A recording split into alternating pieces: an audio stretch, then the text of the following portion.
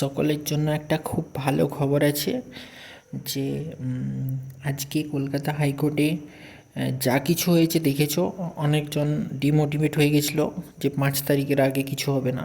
কিন্তু কলকাতা হাইকোর্টের যে কজ লিস্ট জারি হয়েছে সেখানে সেখানে দেখা দিয়েছে যে ডাব্লিউবিপির মামলাটা 27শে ফেব্রুয়ারি ডাব্লিউবিপির মামলা রাখা হয়েছে একদম প্রথমের দিকে, দেখতে পেয়েছো 13 আর 14 নম্বরে।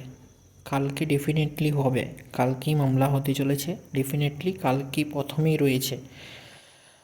আমি ফার্স্ট দিন বলেছিলাম শুক্রবারে হবে বলে, কিন্তু জাজ সাহেব আজকে আজকে যখন মেনশন করলো তখন এইরকম কেন বললো যে যে থার্সডে হবে, তার আগে কিছু হচ্ছে না।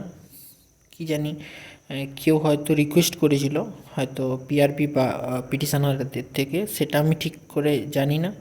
তবে কালকে প্রথমের দিকে মামলা আছে। তোমরা যারা লাইভে দেখো তারা নিশ্চয়ই জানো যে প্রথম 10-15টা যে মামলা রয়েছে খুব তাড়াতাড়ি হয়ে যায়, তোমরা সেটা জানো। তারপরে 2-4টা মামলা কিন্তু সময় লাগায়।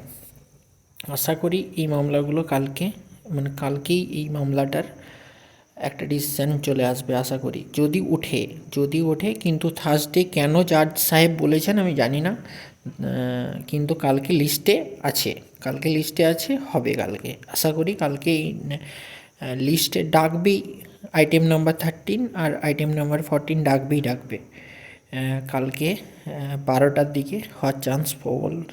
এসআর 11টা থেকে 12টার মধ্যে হওয়ার চান্স প্রবল রয়েছে। দেখা যাক কালকে কি হয়।